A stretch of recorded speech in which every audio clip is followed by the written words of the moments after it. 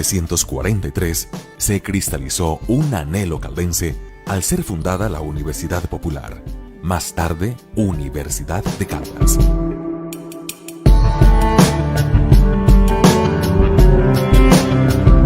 Veinte años después, se convirtió en institución nacional, hoy reconocida entre las mejores, con un nivel de acreditación de alta calidad.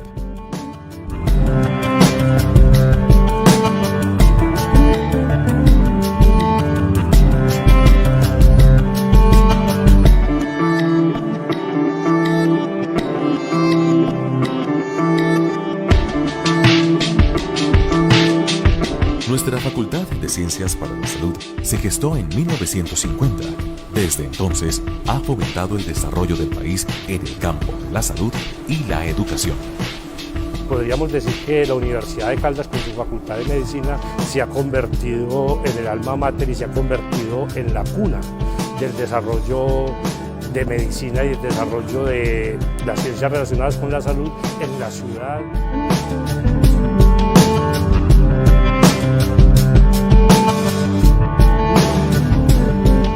Los programas de medicina, enfermería, licenciatura en educación física, recreación y deportes y tecnología en regencia de farmacia permiten la formación de profesionales íntegros, capaces de aportar a soluciones de gran impacto para el país.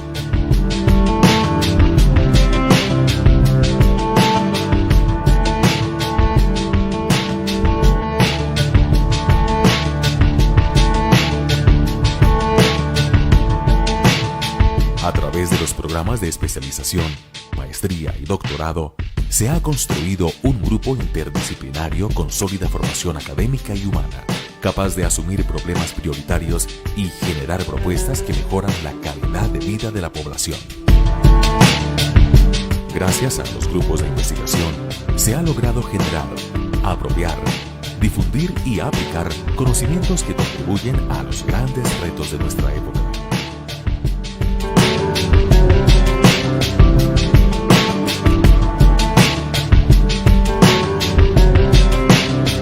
En la Facultad de Ciencias para la Salud, contamos con modernos espacios que permiten una formación integral de sus estudiantes.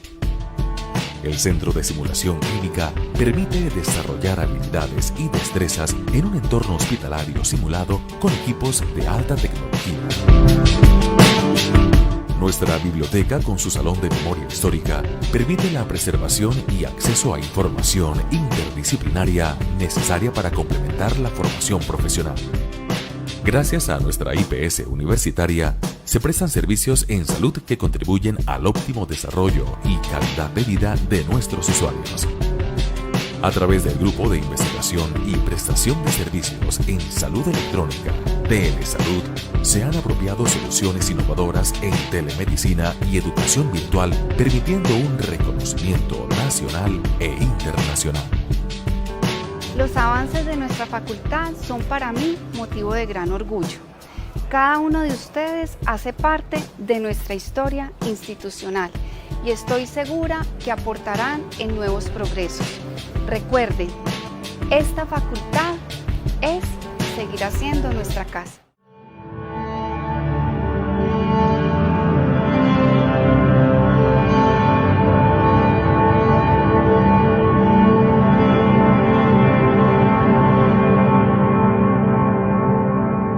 Porque nuestra facultad evoluciona.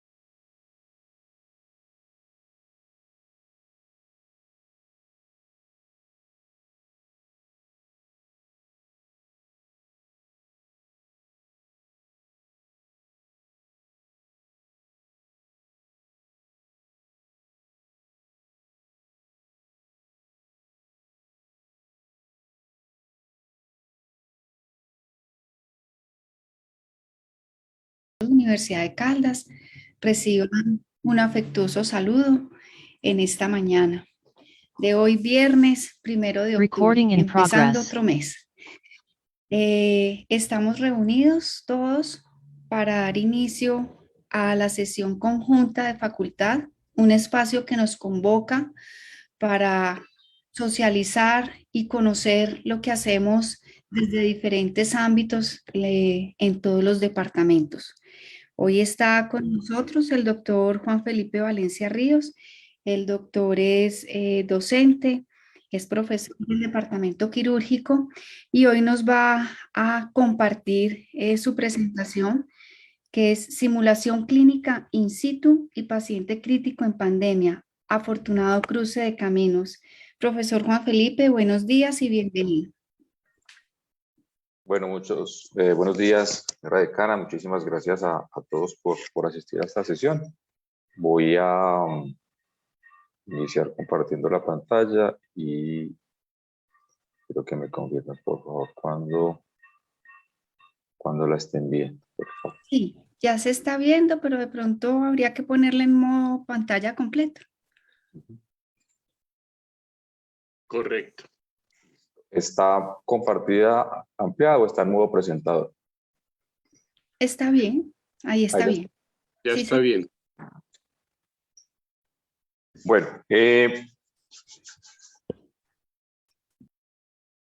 digamos que a manera de introducción contarles que desde el departamento quirúrgico hemos querido traer esta revisión que hemos titulado, como ya lo escucharon, para tratar de buscar una relación entre el ejercicio de las prácticas que hacemos con los estudiantes, especialmente con los de pregrado de simulación y de simulación in situ, desde una premisa, digamos, como un hilo conductor, y es el pensamiento crítico, que debe ser, digamos, un objetivo que como docentes y alumnos debe guiar las prácticas tanto académicas en simulación como las asistenciales y los ejercicios de problematización pues basado precisamente en problemas. Y vamos a utilizar un caso clínico como referente. Ya les explicaré un poquito la metodología que vamos a seguir. Estos son los dos grandes objetivos de la actividad. El primero es revisar, digamos, a la luz de un caso clínico, el aporte de la simulación clínica y especialmente de aquella que se desarrolla en escenarios in situ, en la toma y ejecución de las decisiones. ¿Cuándo? En situaciones críticas, como lo veremos un poco más adelante. Y la segunda, revisar el impacto de la infección del COVID-19 en las gestantes a la luz pues, del caso clínico que vamos a tener durante la sesión. La metodología va a ser tal vez un poquito provocadora, tratando de encontrar o sustentar una hipótesis, y es si esos caminos de estos elementos que acabo de mencionar se juntan o no. En la época del brillo del Imperio Romano existía una frase y era que todos los caminos conducían a Roma. Mi idea es tratar de buscar, pero que ustedes lleguen a la conclusión de si el camino de una gestante recorrido durante esta pandemia, el camino de la simulación clínica in situ, el camino de un referente histórico de la como fue Julio César, se unen o no. Empecemos por ese referente histórico. El Imperio Romano, especialmente alrededor de los 50 años antes de Cristo, se expandió notablemente, no solamente por Europa, sino también por Asia, por el norte de África, y cuando hablo de Europa, llegó incluso hasta tierras de Inglaterra y los países nórdicos en una guerra muy conocida denominada la guerra de las Galias. Y fue allí precisamente donde fue notoria, o muy notoria más bien, la participación de uno de los principales, tal vez el segundo principal emperador de la época, como fue Julio César. Y ustedes dirán, bueno, ¿y qué estamos hablando? ¿Por qué estamos hablando de esto? ¿Qué tiene que ver esto con una cesárea y con un caso clínico? Vamos ahora utilizando los referentes históricos, a tratar de analizar, dilucidar o controvertir el nombre de la palabra cesárea, cuyo origen algunos lo localizan en la ley expedida precisamente por el emperador Julio César, por la cual las mujeres que estaban cerca a la muerte, gestantes cerca a la muerte, debían ser sometidas a esta cirugía para extraer el feto y tratar de buscar la supervivencia del mismo. Julio César fue famoso por ser un gran político, finalmente fue nombrado dictador, pero además un militar que logró expandir las fronteras del imperio, llamémoslo, utilizando no solamente la metodología de la guerra, sino su gran influencia y relaciones públicas. En esta imagen se encuentra, él tuvo varias esposas y tuvo una especial relación con Cleopatra, aprovechando una situación que existía en el Egipto antiguo, una guerra civil como tantas hubo y todavía siguen existiendo entre Ptolomeo y Cleopatra, y eso hizo que el imperio más bien que el imperio romano creciera hacia esa zona del mundo. Estoy hablando de Egipto. Pero también hizo avanzar mucho las dinámicas, no solamente de la guerra, sino las políticas públicas. Y este elemento, que es el hito romano, básicamente lo que hacía era que con toda esa cantidad de caminos y redes que se mostraron ahorita en una imagen anterior, los viajeros encontraron orientaciones. Fue uno de los avances, digamos, que en materia de la política pública de la época. Bueno, comencemos por el primer camino, el camino de la gestante. Vamos a resumir un caso clínico. Está aquí en su primera parte. Se trata de una paciente gestante de 22 años, procedente de un hospital regional, con embarazo de 31.4 semanas, cursando con un cuadro de una falla respiratoria hipoxémica que requirió intubación orotraqueal. Ingresa aquí al hospital de Caldas en muy malas condiciones, con impresión diagnóstica de un síndrome de dificultad respiratoria al adulto y una falla ventilatoria, al parecer por SARS-CoV-2. A su ingreso realizaron una evaluación ecográfica en la que encontraron un feto único con una bradicardia extrema. La paciente venía en muy malas condiciones. Llaman rápidamente al servicio de ginecobstetricia y anestesiología para valoración emergente. Aquí hago una salvedad en honor a la situación real. Hubo dificultades muy serias en la remisión de esta paciente porque esto ocurrió en el momento más crítico, la semana tal vez más crítica del tercer pico de la pandemia, con lo cual esta paciente llegó a varias instituciones de la ciudad, incluso 2 veces a esta institución, porque no había una sola cama de cuidado intensivo en ninguno de los hospitales de la ciudad disponibles. Incluso en los servicios de emergencias, esa noche había pacientes en ventilación mecánica en el servicio de urgencias. ¿Se imaginan pues la situación tan crítica que se estaba viviendo además en la madrugada? ¿Qué pasó? Esa paciente venía con intubación orotraqueal, había sido intubada pues, por el personal médico del hospital de primer nivel, venía con fuga de aire, con un trismo sostenido, con un RAS de +3, con una presión arterial media baja, muy baja, con una saturación arterial de 18%, a pesar de ser sostenida pues, su ventilación con oxígeno al 100%, con un soporte de vasopresor basado en noradrenalina, 0.08 microgramos kilo minuto. Las pupilas eran midriáticas y tenía una frecuencia cardíaca fetal, ya lo dije, de 15 latidos por minuto. Se definió inmediatamente realización de una cesárea emergente en el servicio de urgencias. Tal vez en la foto ustedes ven atrás, ese es el sitio donde se estaba evaluando a la paciente en una sala de shock, y se definió hacer una cesárea emergente en ese sitio, ante las condiciones pues, que ya acabo de anotar. Para ello se cambió el tubo orotraqueal, había retorno de hemoptisis y se procede inmediatamente a hacer esa cirugía. La paciente continúa en mal estado general a pesar pues, de este manejo, hipoxémica con una saturación arterial incluso casi que nula y con parámetros ventilatorios altos. Quiero que quede como muy claro la situación tan crítica, porque ahora vamos a ver cómo se llega a tomar las decisiones en esta situación. Un poco evolucionando más el caso, la paciente pasa a cuidado intensivo y los diagnósticos de manejo eran los siguientes. Un caso confirmado ya por SARS-CoV-2, después de las pruebas, PCR y antígeno. La severidad tenía un puntaje News score de 12 puntos con un Codegram risk de 144, riesgo alto, además riesgo alto para progresión por un score clase A, una falla ventilatoria tipo 1, una cesárea perimortem como diagnóstico después de haber ingresado a la UCI, y además hizo una sospecha de TEP con falla cardíaca. El TEP posteriormente fue confirmado.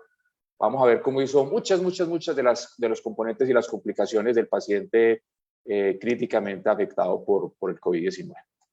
Entonces, también desde la metodología de esta presentación, vamos a ir recorriendo esos caminos y vamos a hacer unos altos, como en esos hitos que les mostraba ahorita Romanos, para hacernos preguntas clínicas que aporten a la perspectiva de los estudiantes de medicina, enfermería y a cada uno pues, de los docentes. Hagámonos esta primera pregunta. ¿La embarazada tiene un riesgo aumentado para presentar COVID-19? Casualmente, decía, viniendo para acá, para el hospital, escuchaba yo cómo se lanza una alerta al CDC de los Estados Unidos porque se ha alcanzado un número de 4 millones de gestantes infectadas, de las cuales 2.000 han tenido que requerir hospitalización y han fallecido 168, una alerta del día de hoy. La evidencia científica, ¿qué nos dice? Que la gestante tiene un mayor riesgo de contraer COVID-19 debido a la expresión de receptores AC2 en citotrofoblasto y en sinsitio trofoblasto, aunque aquí ha habido precisiones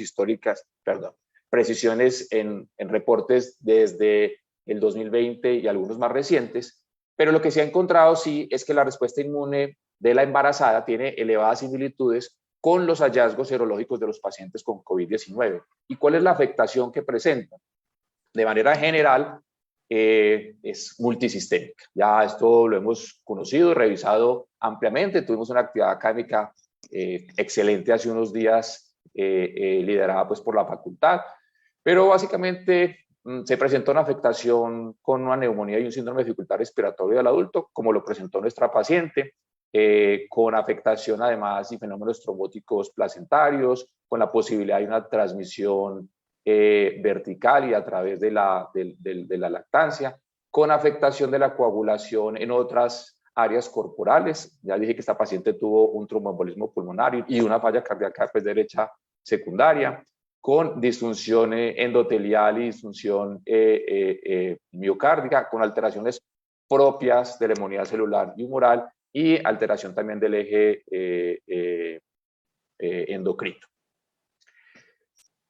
Aparecen entonces reportes de distintas series durante estos 2 años, casi 2 años, hablando de lo que le ha ocurrido a las gestantes. Este es un reporte de Turquía y extracto estas conclusiones. 297 pacientes hospitalizadas, de esas 533, 7 ingresan a UCI, hay 2 muertes, con una conclusión importante, es que se elevan las complicaciones obstétricas y la tasa de cesáreas aumenta hasta un 66%.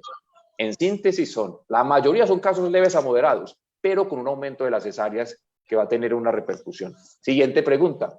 ¿Cómo ha sido, digamos, ese aumento de la tasa de la cesárea de emergencia? Y la literatura también reciente, 2020-2021, que nos encuentra, pues series de casos como este reportado por el Hospital Karolinska y casos individuales de cesáreas emergentes como este de Arabia Saudita, este es de Corea, Portugal, y así encontramos en distintos escenarios, este es de Taiwán, casos y series de cesáreas emergentes de pacientes críticas por afectación por el COVID-19.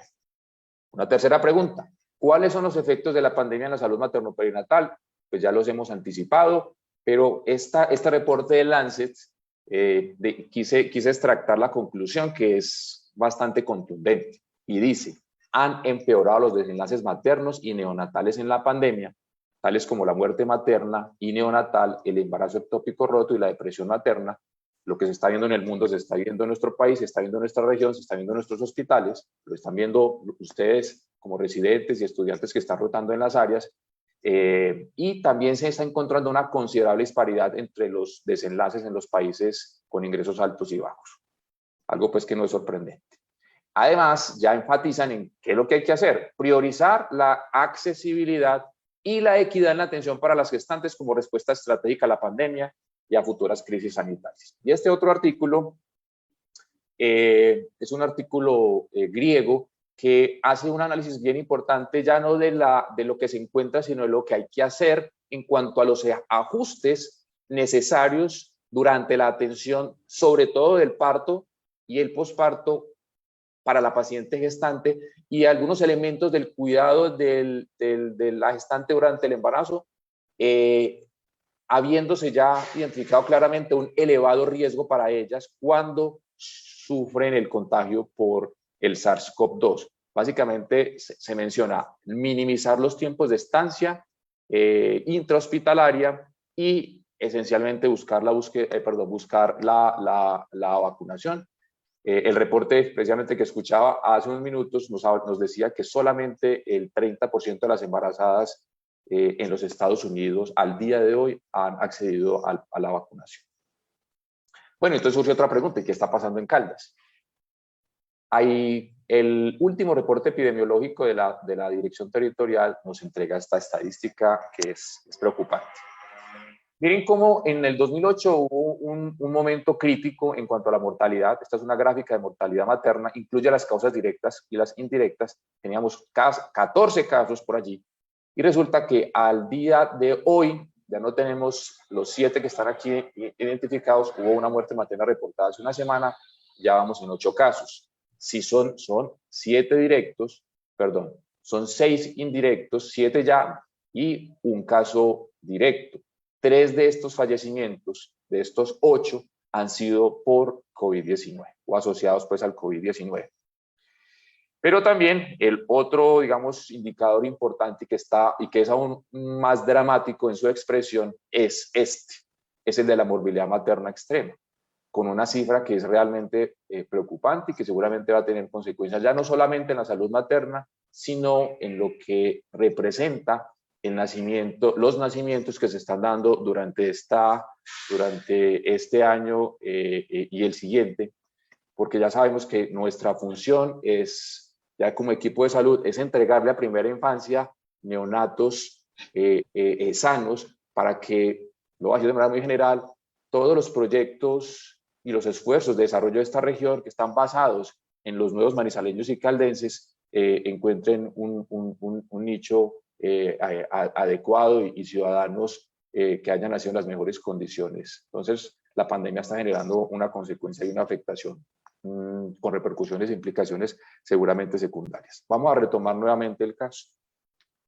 Quiero que nos enfoquemos, voy a mostrarles 2 apartes de la historia clínica para que pensemos ahorita cómo el equipo clínico llega a tomar la decisión de realizar una cesárea emergente en un servicio de urgencias, en una camilla de urgencias. Entonces, en la primera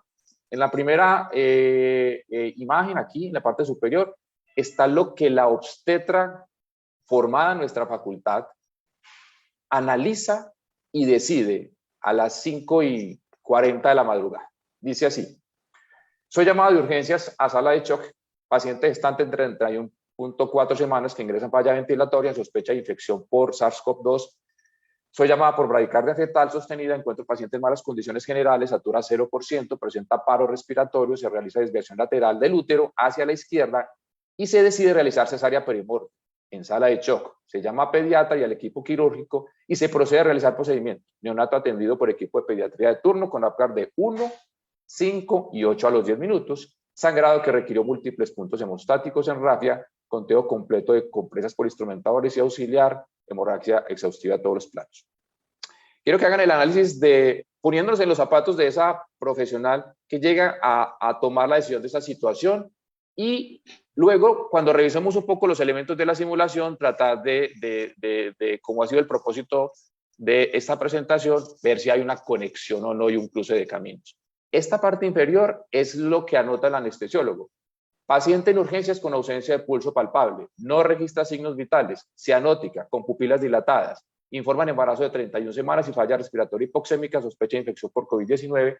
Se activa protocolo de cesárea perimorte, se realiza intubación con tubo 7.5, se documenta bradicardia fetal, siendo el nacimiento a las 5:54, Akbar 158, se obtiene taquicardia sinusal, signos vitales, registra ya signos vitales, saturación del 50%, se inicia sedación, se logra reversión de midriasis, sospecha de encefalopatía hipóxico-isquémica, se avanza catéter central ecoguiado, línea arterial, se administra profilaxis con ampicilina sulbactam, bolo de ácido tranexámico, 10 unidades de insulina y se continúa la infusión. Para efectos obviamente académicos y un contexto mayor, esta es la imagen radiográfica no inmediata, esta fue el día siguiente tomada con portátil, donde se ve pues una afectación de todos los campos pulmonares, que es mucho más notoria y visible en la tomografía. Una tomografía con una imagen pues de COVID-19 con los parámetros pues habituales vistos durante esta pandemia, y esta sería de acuerdo a la clasificación radiológica una afectación moderada. Bueno, vamos a dejar por un momento el camino de esta paciente y nos vamos a meter en el camino de la simulación in situ. Definámosla, ¿cierto? ¿Qué es la simulación in situ? Entonces, la simulación in situ es la realización o implementación de escenarios de casos clínicos, generalmente en situaciones críticas, en escenarios reales de prestación de servicios de salud.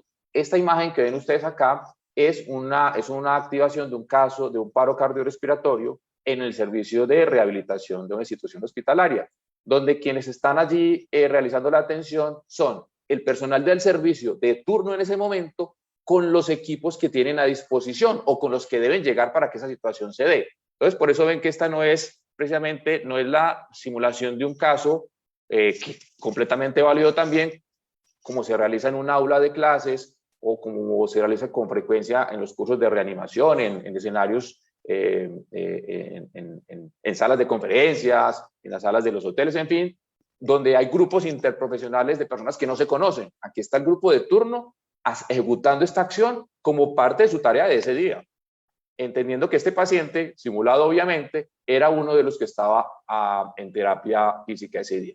¿Qué se busca con la simulación in situ? Probar cuál es la dinámica de ese equipo de trabajo, cómo enfrentan esta situación, cómo toman las decisiones y cómo se articulan y qué elementos deben tomarse en cuenta para mejorar la respuesta cuando el caso sea real.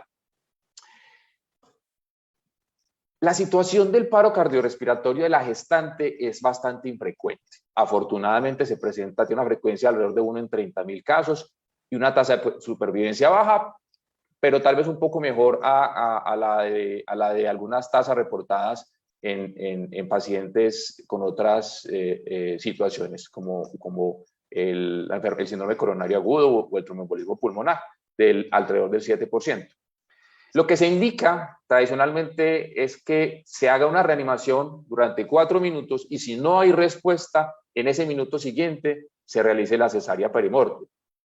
Con una salvedad para todos. La cesárea perimorte no busca como objetivo la recuperación y la supervivencia del neonato, sino que sea un elemento constitutivo de la reanimación cardiopulmonar que busque mejorar la supervivencia materna y obviamente pues secundariamente el desenlace fetal.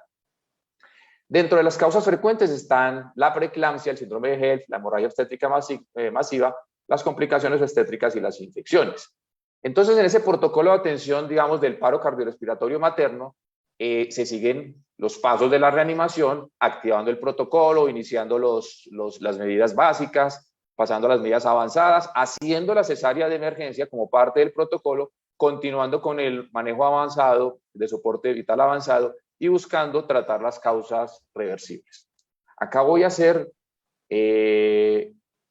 entendiendo que esto uno debe entrenarlo, educarlo para poderlo realizar, vámonos a un elemento que vuelvo y repito, es digamos que trazador dentro de la actividad de nosotros como docentes y estudiantes en una facultad de salud, y es el pensamiento crítico, que se define como un pensamiento intelectualmente disciplinado de conceptualizar, analizar, sintetizar y evaluar la información de la observación, experiencia, reflexión, razonamiento y comunicación. Se preguntarán, bueno, ¿y esto cómo va? Quiero que traten de descomponer estos elementos de la definición de pensamiento crítico y los llevemos a el contexto en el que la obstetra y el anestesiólogo ejecutaron estas acciones para tomar una decisión, y cómo y en qué basaron la toma de esa decisión y luego la ejecución de la acción, en este caso de la cesárea. Cuando se trabaja en simulación clínica, digamos en la facultad, se siguen algunas premisas. Yo no soy experto, no tengo formación profunda, además de lo que hemos aprendido en el entrenamiento que la facultad nos da como docentes. Yo sé que aquí hay muchos de ustedes como colegas tienen profunda formación en docencia, pero lo que hacemos en los escenarios de simulación es tratar al menos de entender, profundizar en los modelos de aprendizaje que están aquí, para que las acciones y las actividades de simulación clínica tengan un orden, una metodología y sobre todo que estén basadas en un modelo. Voy a básicamente sustentar, digamos, este modelo en lo que está aquí en la mitad. Vemos aquí, digamos, representados los dominios del pensamiento crítico al lado izquierdo y las etapas de la simulación clínica al lado derecho.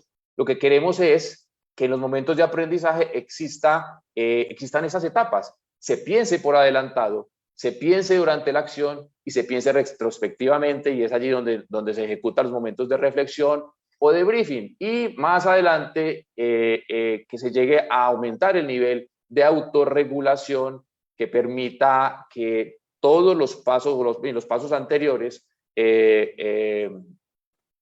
conceptuales y puestos en práctica en la actividad docente, en la actividad docente surtan un efecto que sea duradero y que permita llevar a que tal vez se crucen esos caminos para la toma de decisiones. Entonces les quiero contar otra historia de la simulación clínica. Hace unos 3 años, basados en esta premisa que ustedes leen allí de Aristóteles, nos unimos docentes de varias facultades, Jorge Norbey Álvarez, Lina de la Fundación del Área Andina, docentes de la Universidad de Caldas, con residentes, con internos, con egresados. Ese grupo que ustedes ven aquí es un grupo grande para realizar un ejercicio de simulación in situ.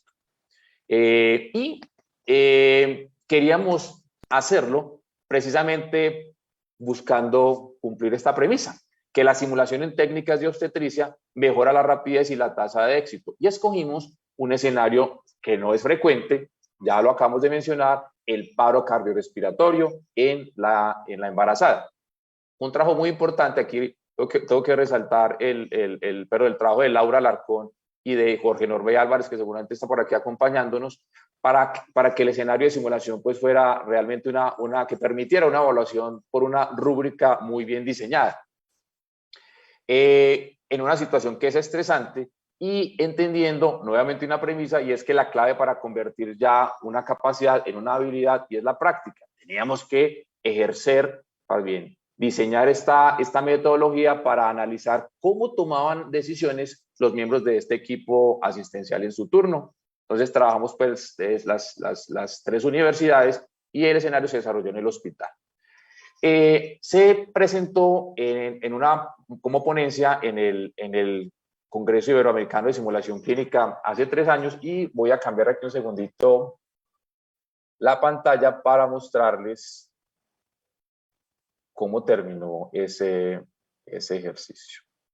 Quiero que por favor me confirmen cuando comience si se ve, si tenemos audio. Sí, además Doña Pilar, buenas tardes. Doctora Gloria, doña Pilar se está convulsionando. Bueno, Yolanda, miremos. Coloquemos el otro bolo de sulfato de magnesio, por favor, de 2 miligramos. Asegurémosle la vía aérea, coloquemos el oxígeno. Doña Pilar, doña Pilar. Doña Pilar. 20 miligramos de la paciente en paro, Yolanda, por favor, activemos código azul y por favor miremos la hora del código, por favor. Diana,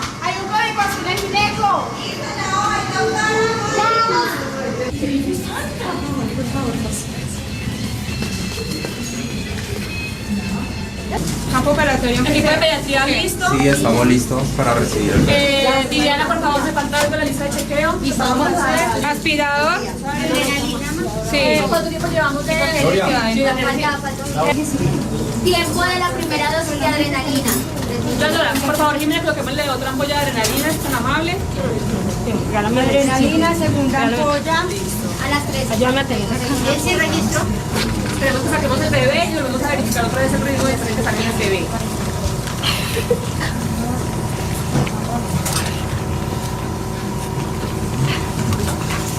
Amigos, por favor, la persona que se las complicaciones. ¿Qué frecuencia cardíaca teníamos antes? Teníamos una frecuencia cardíaca Fetal. fetal. Cuando llegó estaba normal. 140, después de que pasamos el código dejamos de...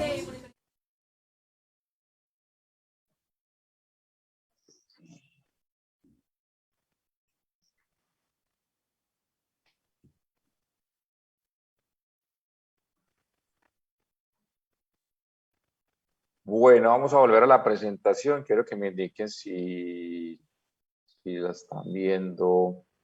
Sí, ¿Qué diapositiva Sí. les aparece ahí? la primera por ahora. A ver. Ya ahí está el numeral 2. ¿Dónde quedamos? Ahí está, Juan Felipe. Perfecto. ¿Y está ampliada? Sí, está bien. Bueno, entonces nuevamente, ahora vamos por el camino de la simulación. Esta es la ruta 2, el camino 2. Vamos a responder algunas preguntas clínicas, ¿cierto? Con base en la simulación. Este artículo del 2012 de Resuscitation nos habla, se enfoca básicamente en el paro cardíaco materno. Conclusiones grandes. Es estresante. Yo todavía veo el video y me estreso un poquito. Requiere una respuesta interdisciplinar, como claramente se ve. Lamentablemente, reconoce el artículo de la Asociación Europea de Resucitación que se presentan errores en más del 30% de los casos. Obviamente, los equipos deben entrenarse de acuerdo a estas premisas que vemos aquí y que la cesárea perimortem hace parte de la RCP de la embarazada en esta situación. Está recomendada realizarse en embarazos de más de 20 semanas, como ya lo mencionamos, después de 4 minutos de reanimación básica y avanzada y realizar la cesárea en el 4º minuto.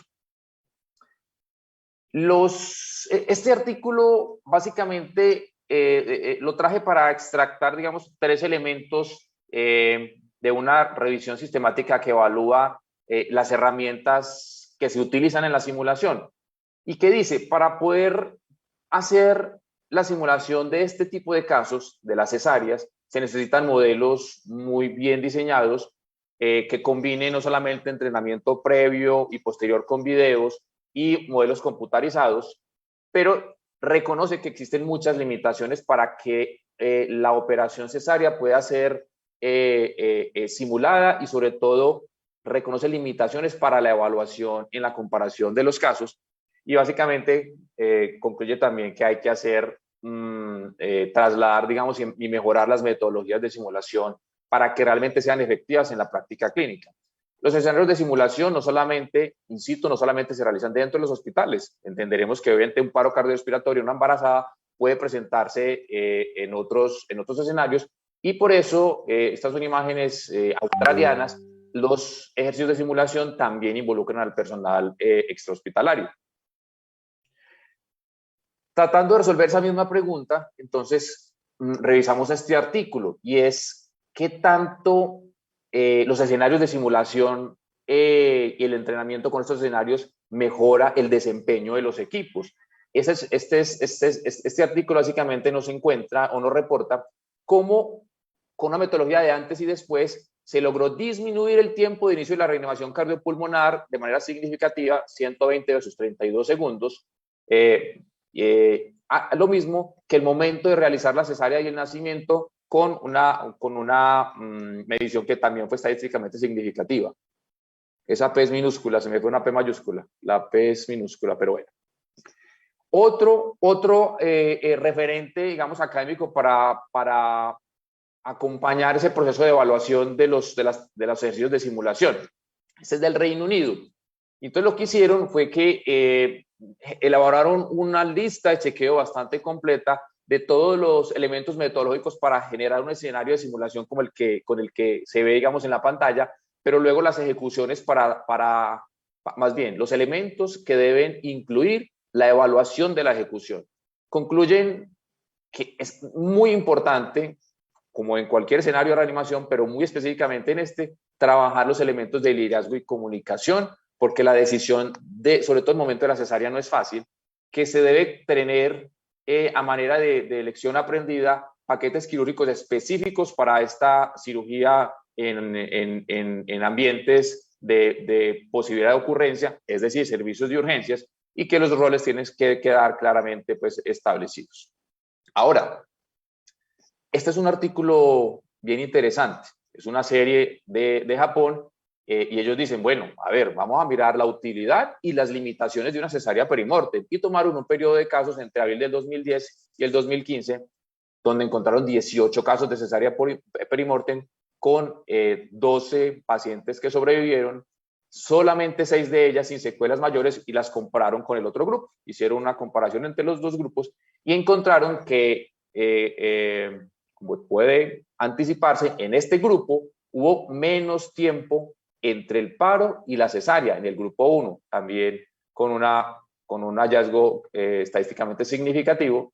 Lo mismo entre el paro y la cesárea en aquellos neonatos que no tuvieron secuelas. Entonces uno comienza, aquí los reto a que precisamente comiencen a pensar, venga, y entonces esta evidencia científica, ¿para dónde va? ¿Qué va a cambiar? Este artículo comienza a plantear una inquietud. ¿Será que esa regla de los 4 minutos que revisamos ahorita en ese artículo de Resuscitation del 2012, hay que empezar a cambiarla? ¿Será que la regla de los 4 minutos no es efectiva? ¿Y qué nos muestra? Que el desenlace, la supervivencia materna, pero también la neonatal, va disminuyendo, pues como es lógico, pero aquí de manera gráfica y estadística no lo muestran, paulatina y progresivamente, entre más se demore la decisión de realizar la cesárea perimortem. Con lo cual, la conclusión de este artículo es, la propuesta de ellos es cambiar la regla o la orientación de la regla de los 4 minutos de reanimación y cesárea para que inmediatamente se efectúe la cesárea. Artículo muy reciente, basados en una medición y en un análisis de un buen número de casos. Estamos hablando, ellos analizaron unos 130 casos de situaciones similares alrededor del mundo, incluyendo los artículos originales de Kraft, que fueron los que sustentaron de manera reciente, a partir de 1987, la decisión de la cesárea perimortem y que esta fuera incluida en las guías de resucitación. Ya casi terminamos. Vámonos al tercer camino, vamos a volver un poquito a la historia, el camino de Julio César. Entonces,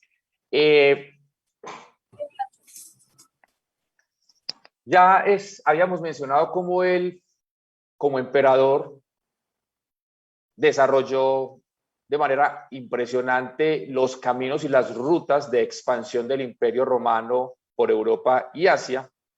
Y dentro de los reportes históricos antiguos, se considera que el término cesárea, digamos que nace un poco en la época de su legado como emperador, basados en la norma que, como mencioné al comienzo, exigía que cuando la paciente gestante estuviera en un periodo crítico cercano a la muerte o inmediatamente después de la muerte, se extrajera el bebé. Pero también existe un referente histórico que nos dice que Julio César nació en medio o en un procedimiento de cesárea emergente, algo que ha sido, digamos, refutado porque para la época el desenlace materno era fatal en todos los casos. Aún entre 1700, hay un reporte muy interesante entre 1780 y 1800 de un recuento de las cesáreas realizadas, vamos a ver un poquito más en la historia hacia Francia.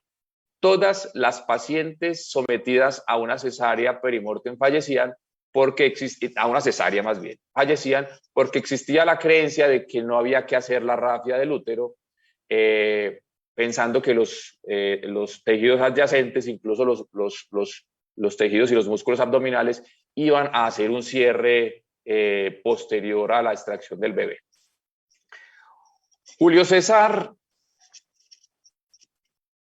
marchó hacia el norte de Europa, y la expansión durante la Guerra de las Galias tal vez fue un mecanismo detonante de una insatisfacción en su pueblo, y empezaron a verlo ya no como un gobernante que como inicialmente pregonaba los elementos de la república, y más bien como un tirano. Y como ocurre y sigue ocurriendo en la actualidad, se confabulan distintos grupos políticos de la época para asesinarlo, algo que ocurrió en el Itus, en este sitio de Roma, que es conservado precisamente en honor a la ocurrencia de esta situación. Allí pronunció esa célebre frase: mi hijo, Brutus, ¿eres tú también uno de ellos? Porque este hijo adoptivo, Brutus, fue uno de los que, según cuenta la referencia histórica, lo revisé en la Biblioteca Nacional de Medicina de los Estados Unidos, que se accede fácilmente por internet, recibió 23 heridas de puñal, que fueron las que le causaron su muerte.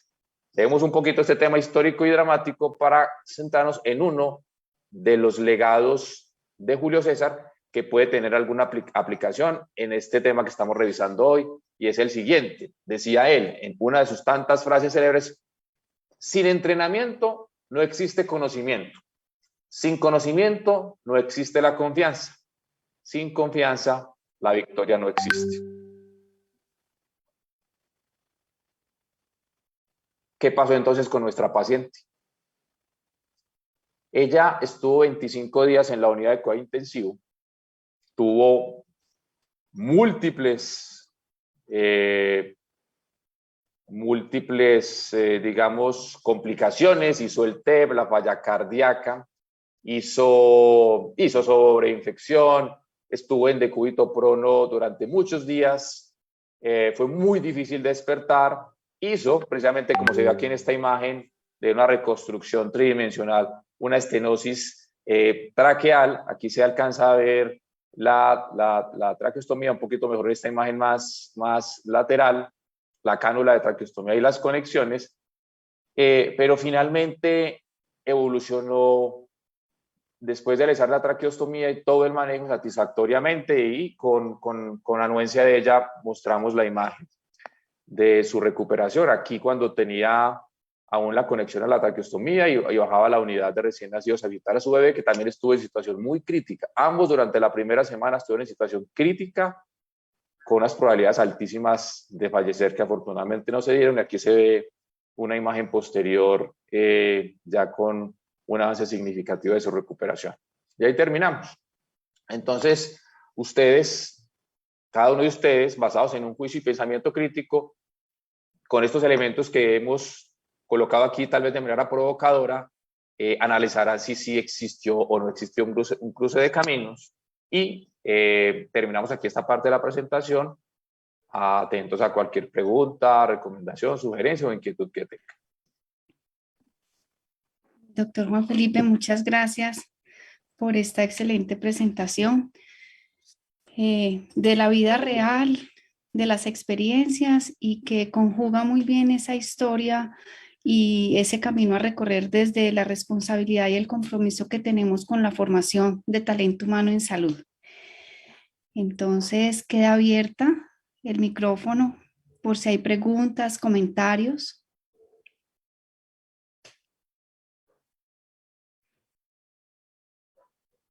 Bueno, aquí tenemos comentarios en el chat. Doctor Juan Felipe, excelente presentación, felicitaciones. Profe Oscar Felipe, pide la palabra. Doctora Claudia, buenos días para el profe Juan Felipe. Primero, decir que excelente presentación al doctor Juan Felipe. Compartir que estoy de acuerdo con todas las habilidades, destrezas que se pueden desarrollar por medio de la simulación clínica para fortalecer los procesos de enseñanza y aprendizaje de todos nuestros estudiantes. Es claro que el profesor Juan Felipe aquí demostraba que siempre hemos manejado las habilidades clínicas, como son los procedimientos, esas curvas de aprendizaje, los resultados que hemos sacado de todo esto, pero dejamos a un lado las habilidades blandas como la comunicación, el trabajo en equipo, el liderazgo y sobre todo las habilidades de orden superior, como también el profe lo decía, la parte del pensamiento crítico, la argumentación, la metacognición, la resolución de problemas, que es tan importante que nosotros podemos empezar a desarrollar por medio de la simulación clínica. Me queda aquí como dejarles la invitación a los docentes que están aquí presentes de que aprovechemos esa simulación clínica para que el centro, para que puedan desarrollar los estudiantes todas estas cantidad de habilidades que estamos hablando y poder afianzar más los conocimientos y que al final el resultado va a ser la seguridad del paciente. Si nosotros desarrollamos habilidades, destrezas en el área de la salud que favorezcan el resultado que me aplique a la atención de un paciente, de un lesionado, pues quedaríamos tranquilos con esos estudiantes, tanto del área de pregrado como de posgrado, que estaremos sacando la ansiedad. Muchas gracias, doctora. Muchas gracias, doctor Juan Felipe. Gracias, profesor Oscar Felipe. Realmente el comentario del profesor Oscar Felipe es pertinente y yo también reitero a todos los docentes de la facultad que nos familiaricemos cada vez más con el centro de simulación como esa herramienta para hacer posible la formación en esa delegación progresiva de funciones. Cada vez la simulación se impone, ¿cierto? No solamente desde prácticas individuales, sino en estos equipos de alta fidelidad, ¿cierto? Para dar respuestas interdisciplinarias, interprofesionales y adquiriendo esas destrezas y habilidades. La reflexión es también muy importante porque la simulación, como una parte de esa formación y esas prácticas, tiene que estar inmerso necesariamente cada vez con mayor fuerza en todos nuestros planes de estudio. Y aquí reiterarles la invitación, se ha hecho una oferta muy juiciosa desde los docentes y que trabajan directamente con centro de simulación en un diplomado en simulación clínica. Estamos en la primera versión y vamos a seguir ofreciéndola, o sea que les volveremos a informar, los volveremos a invitar y siempre bienvenidos. Aquí en el chat hay otros comentarios, profesor Juan Felipe, el doctor Gentil Gómez, que es egresado y el representante ante nuestro consejo de facultad, comenta excelente y amena, dinámica exposición y nos desea un buen fin de semana. Ahí está, doctor Gentil. La profesora Liliana también nos hace un comentario. Me encanta saber que tenemos profesionales que son convencidos de que la simulación es otra gran herramienta que podemos aprovechar para la formación de nuestros estudiantes. Espero que se motiven a realizar el diplomado de simulación. Entonces, aquí estamos, está grabada la presentación, nos dice el doctor Juan Camilo para compartirla. Si alguien más, algún otro comentario, alguna pregunta, doctor Juan Felipe, algo adicional. No, bueno, pues muchas gracias, pues quedamos atentos a cualquier inquietud que tengan ahorita o más adelante. Por ahí hemos hablado con Liliana de que queremos hacer y con Oscar Felipe, vamos a ver si planteamos algunos proyectos como desarrollo de investigación, pues con lo que se está haciendo en simulación. Solamente una inquietud, yo no, creo que nunca pude abrir la cámara, entonces me da pena porque pues yo no sé si tuve la cámara abierta, solamente como por curiosidad es que no me veo y creo que nunca estuvo abierta, a pesar de que tengo el video abierto, pero no le da pena porque y que haga un comentario general. No hay nada más harto que uno en una clase con los estudiantes todos con sus cámaras apagadas, y yo durante las clases que hicimos en la época de la presencialidad casi que lo obligaba a que las encendieran. Me excuso si no la tuve abierta porque no sé por qué no No estaba, pero está la foto, Juan Felipe. Nunca la vi, aquí estoy intentando hace rato y no he podido abrirla, pero bueno. Puso porque siempre se necesita ahí un poquito con esa conexión. Bueno, muchas gracias y quedamos pues atentos a cualquier inquietud que tengan. Piden la palabra, alguien dice usuario, por favor, adelante. Es que estoy desde el computador de la facultad, soy Aida González, del Departamento Básico Clínico. Quería pues felicitar al doctor Juan Felipe, a Norbe y a Laura por este proyecto tan importante pues, y significativo, y solo quería como resaltar que afortunadamente ya pasamos de ver la simulación como un reemplazo de las prácticas clínicas a verlo como un aporte importante, no solo en la formación de pregrado, que era lo que hacíamos hasta hace poco, sino también en la formación en posgrado y en la educación continuada de los profesionales de la salud, como nos acaban de demostrar. Entonces, tenemos que seguir avanzando en involucrar la simulación en los currículos de los programas de salud, en todas las áreas pues, clínicas de formación, y realizar pues, cada vez más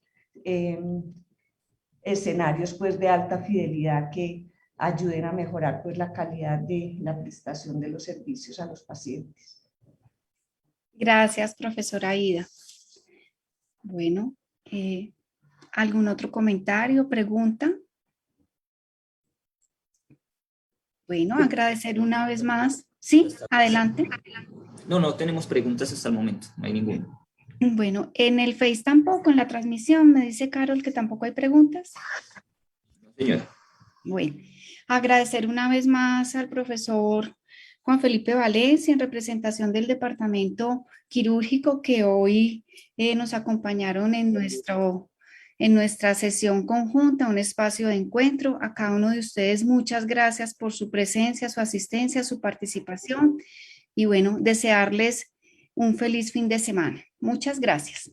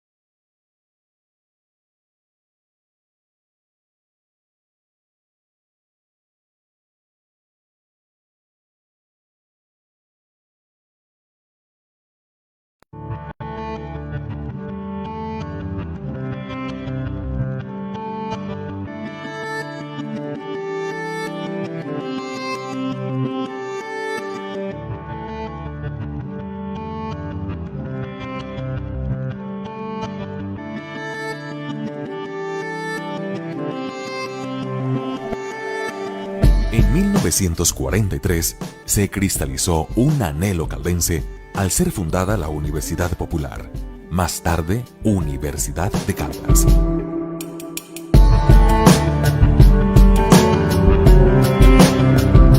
Veinte años después, se convirtió en institución nacional, hoy reconocida entre las mejores, con un nivel de acreditación de alta calidad.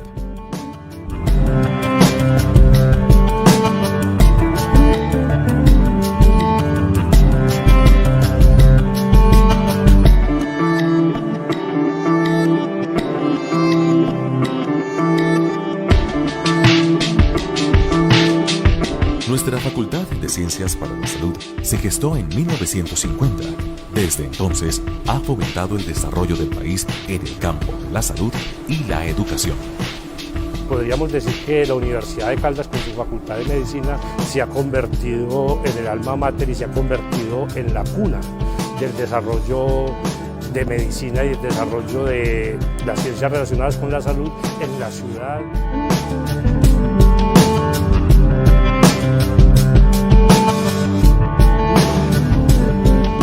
Los programas de medicina, enfermería, licenciatura en educación física, recreación y deportes y tecnología en regencia de farmacia permiten la formación de profesionales íntegros, capaces de aportar a soluciones de gran impacto para el país.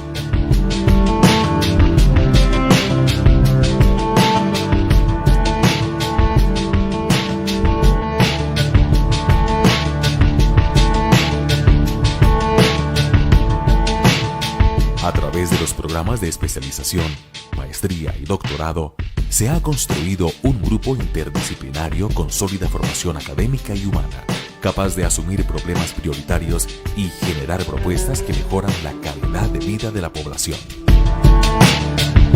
Gracias a los grupos de investigación, se ha logrado generar, apropiar, difundir y aplicar conocimientos que contribuyen a los grandes retos de nuestra época.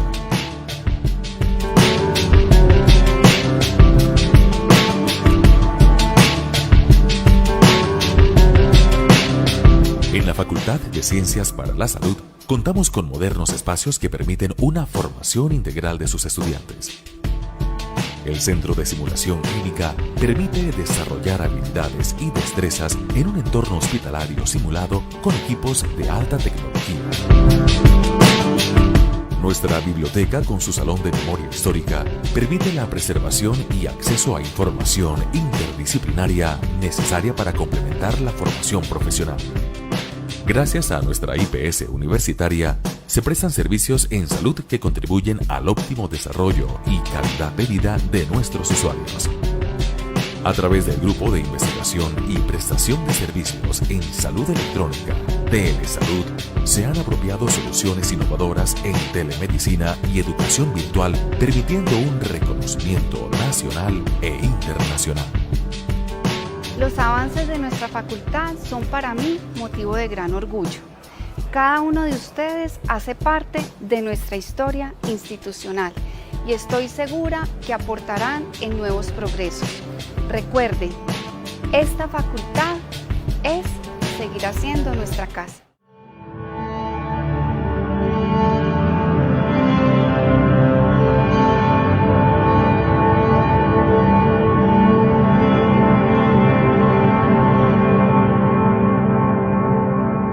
Porque nuestra facultad evoluciona.